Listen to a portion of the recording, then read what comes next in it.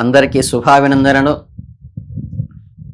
మనం శ్రీ పరాభవనామ సంవత్సరంలో ఉగాదిలోకి అడుగు పెట్టేస్తున్నాము. ఈ సంవత్సరం మేషరాశి వారి గ్రహ సంచారము, వారి ఆదాయ వ్యయాలు, వివిధ రంగాల్లో వారికి కలుగబోయే శుభ ఫలితాలు అందరికీ చక్కగా అర్థమయ్యే రీతిలో ఇప్పుడు తెలుసుకుందాం. సాధారణంగా మేషరాశి అంటే అశ్విని నక్షత్రంలో 4 పాదాలు, భరణి నక్షత్రంలో 4 పాదాలు, కృత్తికలో మొదటి పాదంలో జన్మించిన వారందరూ కూడా మేషరాశి జాతకులుగా ఉంటారు.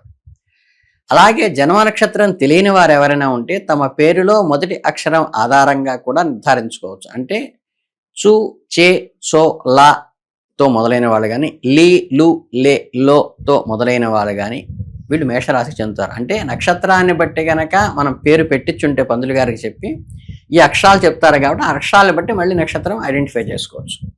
ఈ సంవత్సరం చక్కగా వీళ్ళకి ఆదాయం 11 ఉన్నది, మనకి ఖర్చు కేవలం 5 ఉన్నది. అంటే ఆదాయ వనరులు చాలా విజృంభణంగా ఉన్నాయి. రాజపూజిత 2 ఉంటే అవమానం మాత్రం కొంచెం 4గా గోచరిస్తుంది. దీన్ని బట్టి ఈ సంవత్సరం మీకు మంచి ఆదాయము, ఈ ఆదాయం కారణంగా మీకు కలిగేటువంటి గ్రోత్ను చూసి 10 మంది అసూయ పట్టడం ద్వారా మిమ్మల్ని కించపరిచేట్టుగా మాట్లాడేవాడిని సూచన ఇందు విధంగా సూచించబడుతుంది. ఇక ఈ సంవత్సరం గ్రహ సంచారం లోతుగా పరిశీలిస్తే బృహస్పతి జూన్ 1వ తేదీ వరకు తృతీయ స్థానంలో 3వ ఇంట్లో సంచరిస్తారు. తదుపరి అక్టోబర్ 30వ తేదీ వరకు అర్ధాష్టమ స్థానంలో ఉంటారు. అనంతరం జనవరి 24వ తేదీ వరకు పంచమ స్థానంలో 5వ ఇంట్లో సంచరిస్తారు. అక్కడ నుండి సంవత్సరం పూర్తయ్యే వరకు తిరిగి అర్ధాష్టమ స్థానంలోనే కొనసాగుతారు. ఇక కర్మకారకుడైన శని భగవానుడు పరిశీలిస్తే సంవత్సరం మీ రాశికి 12వ ఇంట్లో సంచరిస్తారు. దీన్నే వ్యయశని అంటారు.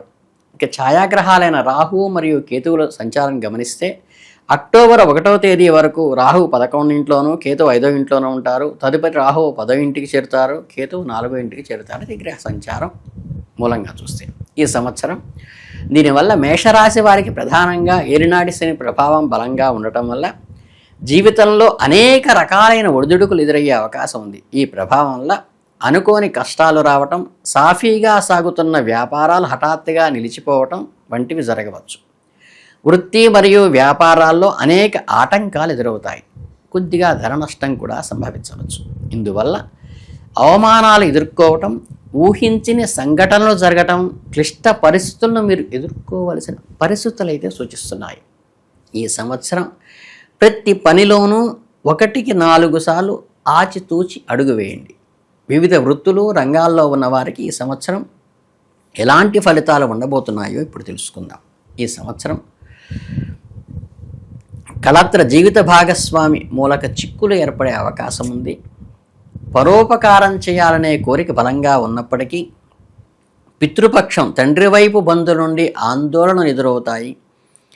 పదవిపై వ్యామోహం దీనికోసం అధిక శ్రమ పడాల్సి వస్తుంది. ఉన్నత హోదాలలో, హై అఫీషియల్స్లో దానికోసం పోటీ తత్వం ఎక్కువ పెరుగుతుంది. సంతానం వల్ల సుఖం కలుగుతుంది. పుణ్యక్షేత్రాలు సందర్శించే యోగము ఉంది. సామాన్య ఉద్యోగుల విషయానికి వస్తే అనారోగ్య సూచనలు కొద్దిగా కనిపిస్తున్నాయి. అంటే సంతోషకరమైన వార్తలు వింటూ మీ చేతిలో డబ్బు చక్కగా ఆదాయం వస్తూ దానికి తగ్గ ఖర్చు పెరుగుతూ మన గ్రోత్ను చూసి అవమానించాలనుకునే వాళ్ళు పెరిగే సూచన కనిపిస్తుంది. ఇకపోతే అధిక ధనం వ్యయం అయ్యే సూచనలు కూడా ఉన్నాయి. ఉద్యోగంలో విచారము, అసంతృప్తి ఉన్నప్పటికీ మీకు అనుకూలమైన ట్రాన్స్ఫర్ వచ్చే అవకాశం ఉంది. కాంట్రాక్ట్ పనులు చేసేవారికి కుటుంబ సౌఖ్యం ఉంటుంది. వాణిజ్యపరంగా కూడా మంచి లాభాలు వస్తాయి. అలాగే వ్యాపారం చేసేవారికి సంవత్సరంలో కొన్ని నెలలు అత్యంత లాభదాయకంగా ఉంటుంది. ముఖ్యంగా మార్చి, మే, జూలై, ఆగస్టు, నవంబర్ మరియు డిసెంబర్ నెలలో చక్కని లాభాలు వస్తాయి. అలాగే రైస్ మిల్లర్స్కి అయితే సామాన్య ధనలాభం ఉంటుంది. కొంత ద్రవ్య నష్టం జరిగే అవకాశం ఉంది. అధికారుల నుండి ఒత్తిడి కూడా ఉద్యోగస్తులకు కలిగే అవకాశం సూచించబడుతుంది.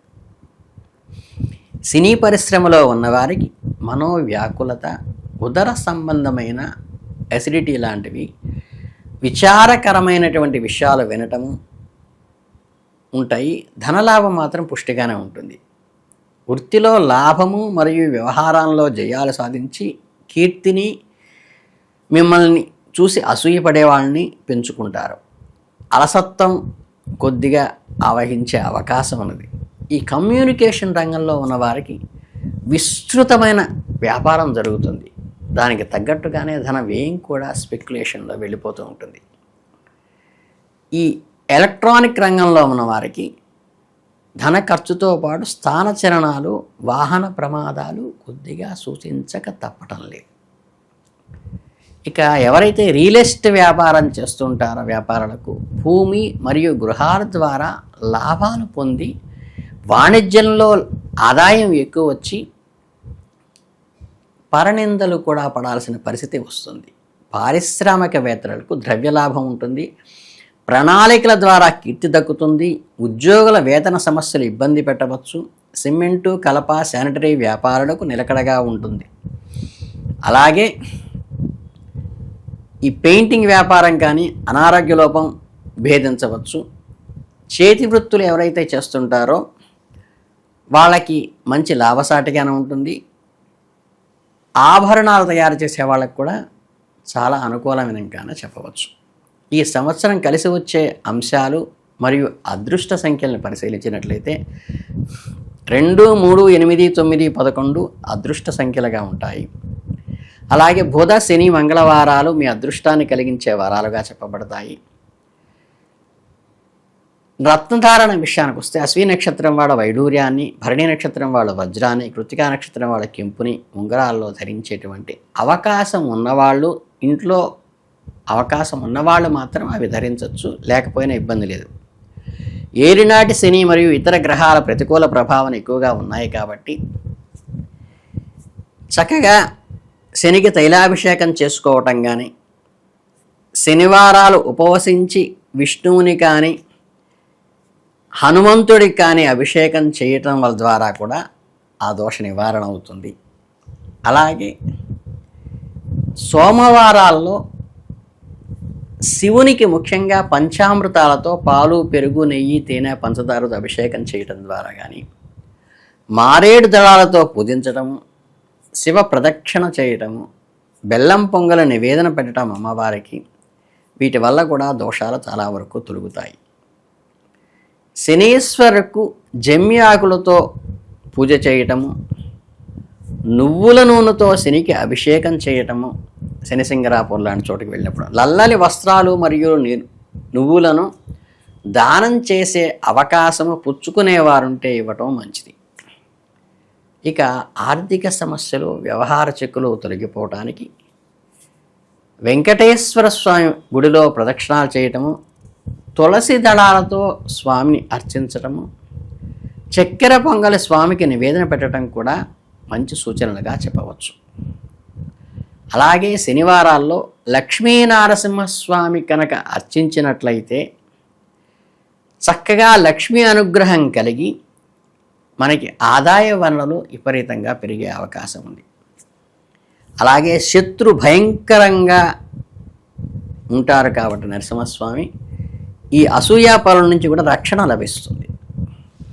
ఆరోగ్య సమస్యల నుండి బయటపడటానికి శుక్రవారాల్లో దుర్గాదేవి ప్రదక్షిణ చేయటం కానీ, లలితా సహస్రనామం పారాయణం చేయటం ద్వారా కానీ ధనప్రాప్తి కలగటానికి, అలాగే మంగళవారాల్లో ఆంజనేయ స్వామికి ప్రదక్షిణలు చేయటం, ఆకు పూజ చేయించుకోవటం, గోధుమ అప్పాలు నివేదన పెట్టటము, వీటి వల్ల ఏంటంటే రక్షణగానం ఉంటాడు. చక్కగా మన శత్రు భయంకరుడిగా కూడా హనుమంతుడు మనకి రక్షణని ఇస్తాడు, అభయాన్ని ఇస్తాడు, ధైర్యాన్ని ఇస్తాడు. అలాగే మంగళవారాల్లో కుజగ్రహ పూజలు చేయటము, కందులు దానం చేయటము, ఎరుపు వస్త్రంలో కట్టి దానం ఇవ్వటం కూడా చాలా మంచిది.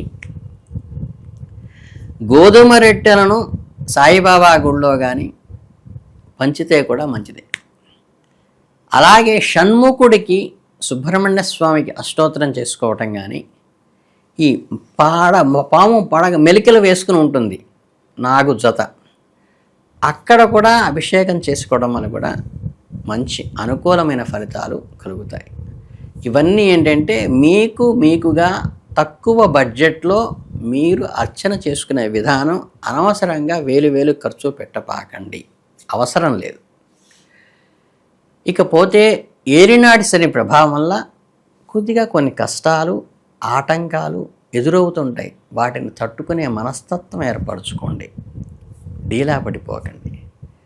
ప్రతికూలతను అధిగమించి సానుకూల ఫలితాలు పొందే అవకాశానికి ధైర్యంగా హనుమంతుడి వల్ల ధైర్యం సంపాదించుకోండి.